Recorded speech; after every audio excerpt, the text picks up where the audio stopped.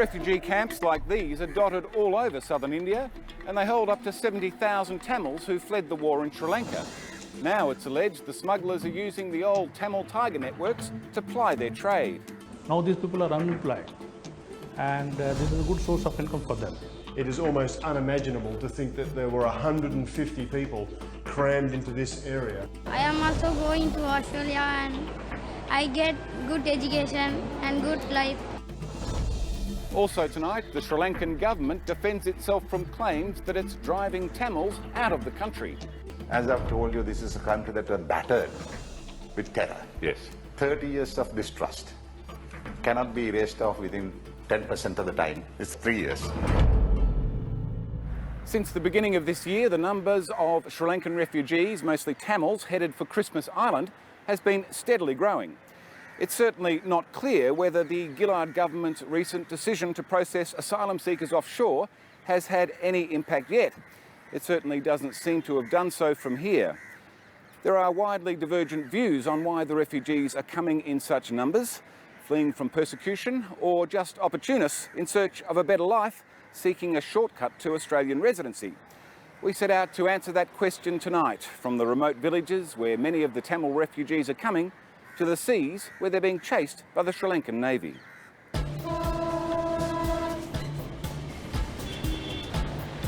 It's early morning in Colombo, Sri Lanka. Early enough for a fast drive to the Naval dockyards before the traffic kicks in. Okay, get down.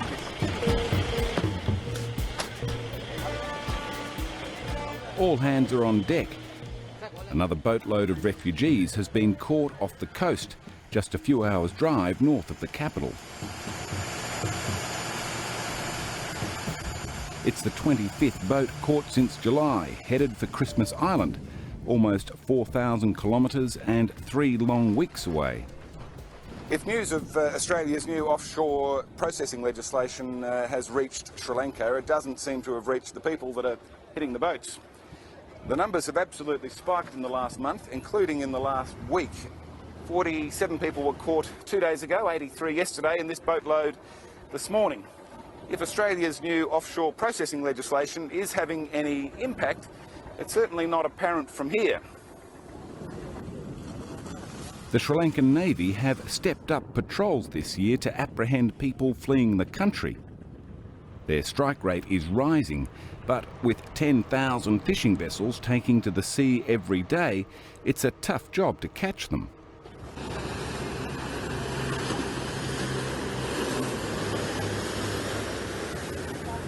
This group's dash is over as they're escorted back into a naval port. A port filling up with other boats just like theirs, captured in recent weeks. And like this boat, mostly crammed with Tamils from the north and east of the country. 70 people here. 70? 70 people. 70's on this boat? Yeah. To Australia on this boat? Yeah, yeah. Okay. How are you feeling? Very bad. Yes. Yes, very bad. I can vomit every guys are vomit. Vomiting on the boat? Seasick? Yeah, seasick. Okay. He may be glad to have his life, but he's lost just about everything else. I lost my money, my job, my everything, my land, something. All I can't say because so every people like that. Every people like that. Everyone here? Everyone here. What were you hoping to do in Australia? You were trying to go to Australia? Yeah. Why? Yeah, I need this life. My children, this need life. I go this Australia, this good life. Yeah. I think I go.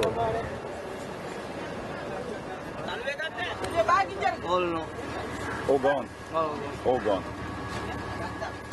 It costs them every cent and every asset they have. They know they could die at sea. They know they may be imprisoned in Australia, or here if they're caught. Still, they come. But there are widely divergent views on why they risk so much. In Australia, Tamil migrants tell a story of abuse, persecution, and fleeing for their lives.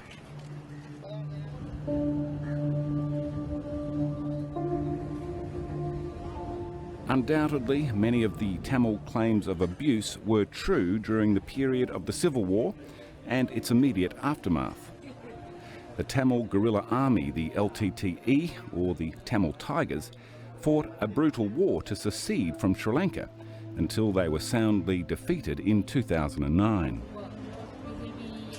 But none of the people caught today claim any sort of direct persecution, on or off camera. மற்றது எவ்வளவு சனத்தையும் ஏற்கிறதுக்கு அந்த அரசாங்கம் இருக்கக்குள்ள நாங்கள் எங்களுக்கு இங்கே வேலை இல்லையே.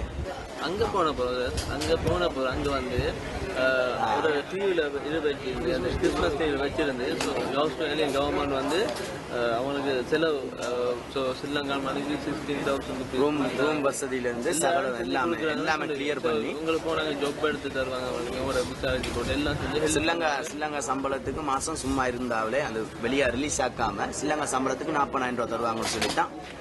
சரியான கஷ்டம். அப்போ எங்களுக்கு அந்த தொழிலுக்கு போய் உழைக்கி அங்கே போய் உழைக்கிறதா இருந்தால் மீன் பாடுகளில் உண்டு இல்லை. 4 நாள் வறுமை கோடி கீழ் போகிறோம். முன்னே போனவங்க அங்கே போயிருக்காங்க, நல்லபடியாக வச்சுருக்காங்க. 3 மாதத்துக்கு பிறகு வெளியே வேலைக்கு விடுறாங்க. அகதி சம்பளன்ற பேரில் 60,000 80,000 1 லட்சம் சல்லி கொடுக்குறாங்க அப்படின்ற விளம்பரங்கள் வந்துட்டு தானே. 6 மாதத்துக்கு முன்னுக்கு போனவங்க அறிவிப்பு, சொந்தக்காரவங்க மாமா பக்கத்து வீடு இப்படி அறிவிப்பு வந்து அவங்க ஃபோன் வசதிகள் காய்ச்சிக்கிட்டு பணங்கள் அனுப்புகிறாங்க. அந்த ஒரு இதில் நம்மளும் லைஃப்பில் ஒரு நல்ல ஒரு இடத்துக்கு போகலாம். Have you heard Australia has changed the law? They're not taking refugees anymore, they're sending them to islands in the Pacific. புரிஞ்சிருக்குன்னு ஒரு நியூஸில் சொன்ன மாதிரின்னு நம்ப இல்லை அப்படி அதுதான் With naval personnel nearby, it's an unlikely place to talk about abuse, but their comments are similar to those I hear elsewhere. What is clear is that all of these people are in a desperate situation and see no hope of relief from their own country. A desperate situation which has just taken a turn for the worse.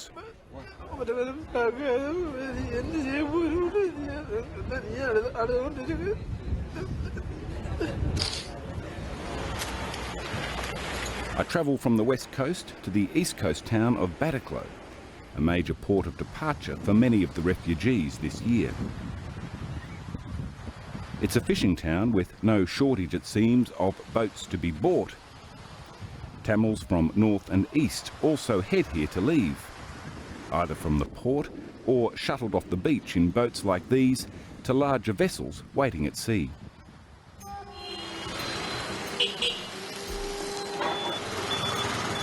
Batticaloa is a political, cultural and religious stronghold for the Tamils.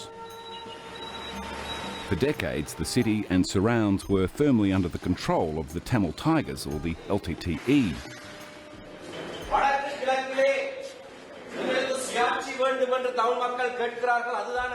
Today, with the LTTE demolished, the Tamils fear they could lose both economic and political control in the coming election.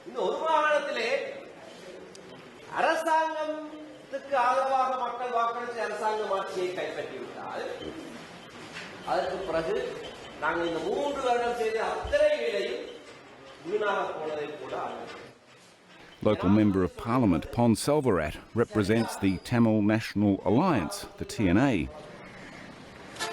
For him, the Tamil exodus is propelled by ongoing economic uncertainty for those displaced by war and ongoing harassment by the army. Yeah, for forces, they are searching always, If they are the LTT supporters, they are searching always. That's why they are not in a position to live here in Batticaloa. That's why they are going abroad. And Selvarat offers a clue as to why so many are leaving this year in particular. They have stopped all food items. The internal refugee camps, which held 300,000 Tamils, have been largely shut down in the past 12 months. And with them went the food and shelter they offered. The government has given only for 6 months food items, but unfortunately they have stopped everything. The dry ration and everything, they have stopped. And they have no properties, no income, nothing, no livelihood. That's why they have going Australia. The possibility is there, that's why they are going. Harassment, no food or income, and still afraid of the abductions that took place as the war ended. people are certainly afraid of that, but is it still going on? Only between the 2007 and the 2009. But clearly people are still afraid of that. That's right, correct. Still the people are afraid of that. Buried on Sunday. That is the end of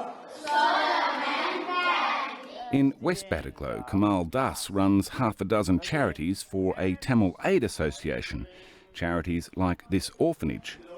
And there's no shortage of orphans in this village after decades of war. It was one of the Tigers' strongholds. a stronghold, yes. Yeah.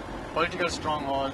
We're now far away from the coast in a small village in West Batticaloa, a former headquarters for the Tamil Tigers, or LTTE. And on your left, you see the quarters, the military quarters for the women wing of the LTE. Does that make all the people here a little bit suspicious? They are suspected of LTTE sympathizers. Yes. But not all. Left, please turn left. In front of you, there's an election vehicle. I think it's Jana. You think you want to speak to them? Yeah. Okay, please stop and listen to one of the former militant leaders. This is Jana, we're Australian television media. Govinda Karuna Karan is a former militant now standing for election, something of a novelty for Tamils who lived under LTTE control. Karuna Karan despairs at the number of Tamils from this area who are leaving, but believes the government is to blame and indeed may be behind it. A lot of people from this region are going to Australia. Why? You know that people are suffering from that government because no jobs and this and that. Some people are telling government only purposely sending to that people to Australia because they are trying to reduce that Tamil population. I've heard that, but I don't believe it because they're trying to catch them. They're catching hundreds of people and sending them back. They are sending 1,000 people and catching 100 people. You understand? Because they are, they're trying to tell the world we are catching, we are not doing, but they are sending 1,000 people, catching 100. Well, what do you think? When someone tells you they're going to Australia, what do you say? No, I am not agreed because route is going to that Australia is very dangerous. Used to be that people from this area, the young people, go out of the country because of the trouble and that they're trying to save their life. But at the moment, life is not under threat. Not under threat.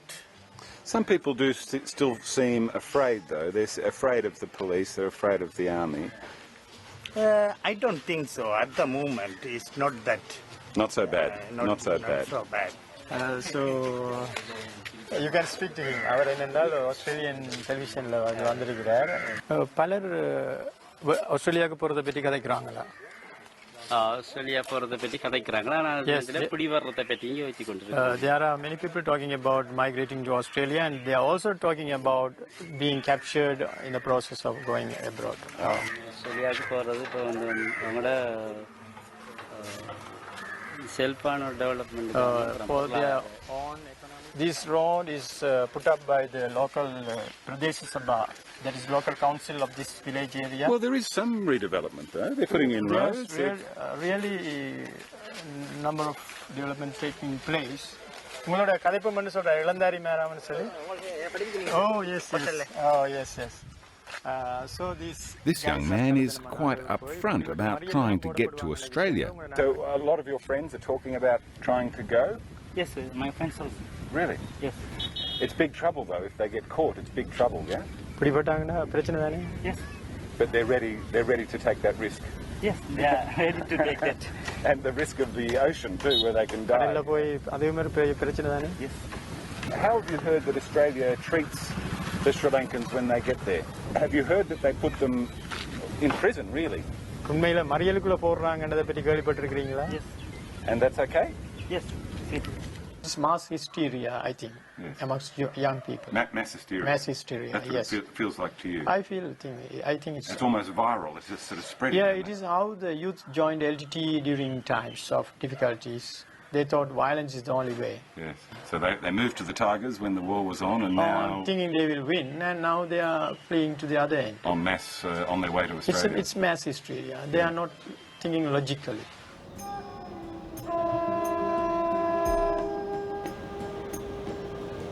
While it seems unclear what messages the refugees are receiving, the ones coming directly from the Australian government are unambiguous.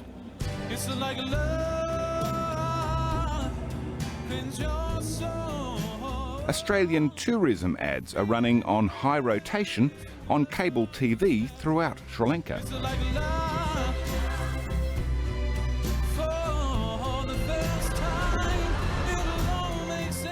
You have to admit it looks pretty good, and the message certainly seems to be working.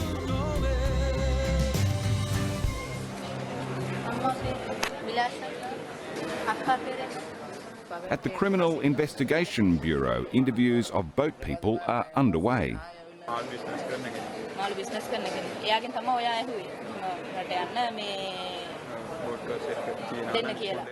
The offices of Police Superintendent Jaya Sharia are now bursting with refugees. There's simply not enough room to keep people in holding cells. What's been the trend in the numbers? Is it going up? For 2012, from 1st January 2012 until now, there are 1,441. But there seems to be an increased number in July, August. Yeah, July, yeah. From July 10, we have arrested 967. So 967 of them? For less than 2 months. Really? Yes, yes. They will be prosecuted after getting advice of the Attorney General. And what penalties do they receive? Passengers will be fined up to 200,000 rupees. And they will be imprisonment of 2 years, probably. 2 years? 2 years imprisonment. The passengers? Yeah, passengers. But normally they will be probably subject to suspended sentences up to 10 years. Wow. Most will be bailed after a few days awaiting trial. This 15-year-old unaccompanied boy is the lucky one in this bunch.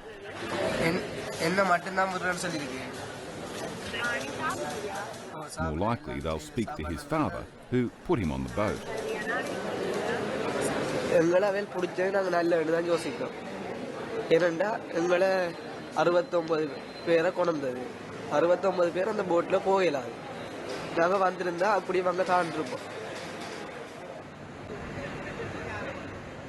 Back at the Naval dockyards, another boatload is coming in.